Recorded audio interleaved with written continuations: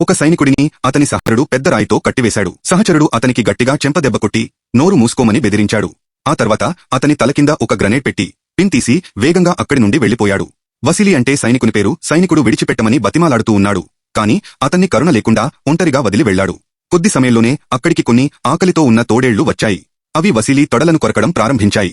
వసీలీ బాధతో గలగాలలాడుతున్నాడు. అప్పుడే గ్రనేడ్ రాయి నుండి జారి కింద పడింది. గ్రనేడ్ పేలిన వెంటనే తోడేళ్లు గాలిలో ఎగిరి దూరంగా పడిపోయాయి. అదే సమయంలో కొన్ని ఆఫ్ఘన్ స్త్రీలు అక్కడికి వచ్చారు. వారు ఒక సోవియట్ సైనికుడు రాయికి కట్టివేయబడి ఉన్నాడని చూశారు. తమ చనిపోయిన బంధువులను గుర్తుచేసుకుని వారు కోపంతో రగిలిపోయారు. వారు రాళ్లు తీసుకుని వసీలీపైకి విసరడం ప్రారంభించారు. వసీలీ మరణం సమీపిస్తున్న సమయంలో కొందరు గొరిల్లా యోధులు అక్కడికి చేరుకున్నారు. వారు స్త్రీలను ఆపి వసీలీని రక్షించారు. వారు వసీలీని కాల్చి చంపకుండా వాళ్లతో పాటు తీసుకుని వెళ్లారు. గొరిల్లా నాయకుడికి వసీలీ రాకెట్ లాంచర్ ఉపయోగించడం తెలుసని తెలిసింది.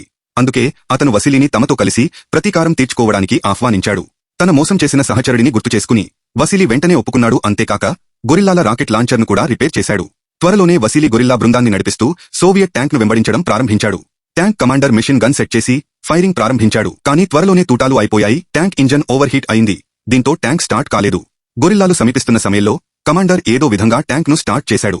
దట్టమైన పొగలో కప్పబడిన ట్యాంక్ పారిపోవడం ప్రారంభించింది. కానీ వసీలీ మరియు అతని బృందం దానిని వెంబడించారు. ట్యాంక్ లోపం కారణంగా అది వేగంగా పారిపోలేకపోయింది. వసీలీ షార్ట్కట్ ద్వారా దానిని త్వరగా అందుకున్నాడు. వసీలీ రాకెట్ లాంచర్ తీసుకుని ఒక షాట్ కాల్చాడు. అది నేరుగా ట్యాంక్ టర్రెట్పై తగిలింది. టర్రెట్ ఎగిరిపోయింది. కానీ ట్యాంక్ ఇంకా నడిచే స్థితిలో ఉంది. అప్పుడు అకస్మాత్తుగా కొండపైనుండి కొన్ని పెద్ద రాళ్లు దొర్లుతూ నేరుగా ట్యాంక్పై పడ్డాయి. ట్యాంక్ గొలుసులు తెగిపోయాయి. అది అక్కడే ఆగిపోయింది. అదే సమయంలో ఒక స్త్రీ పైనుండి కనిపించింది. ఆమె కిందకు గ్రనేడ్ విసిరింది. ఆఫ్ఘన్ స్త్రీలు తిరిగి వచ్చారని తెలిసింది. చివరికి ట్యాంక్ కమాండర్ ఓటమిని అంగీకరించి 2 సైనికులతో కలిసి ట్యాంక్ నుండి బయటకు వచ్చి లొంగిపోయాడు.